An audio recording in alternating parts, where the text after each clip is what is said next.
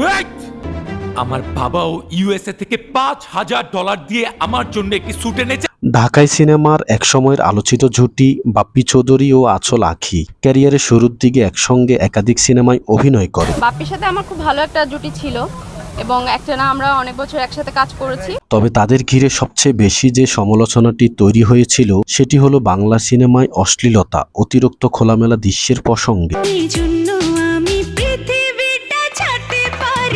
বিশেষ করে সামাজিক যোগাযোগ মাধ্যমে এখনও অনেকে দাবি করেন একটি সময়ের কিছু বাণিজ্যিক সিনেমায় বাপ্পি ও আঁচল জুটি দর্শক টানতে অতিরিক্ত গ্ল্যামার নির্ভর দৃশ্যে অভিনয় করেছিলেন। তবে বাস্তবতা হলো বিষয়টি নিয়ে মতভেদ রয়েছে। একদল দর্শক মনে করেন তখনকার চলচ্চিত্রে বাজারে টিকে থাকার জন্য নির্মাতারা ইচ্ছাকৃতভাবে খোলামেলা গান, নাচ, রোমান্টিক দৃশ্য বেশি বেশি ব্যবহার করতেন।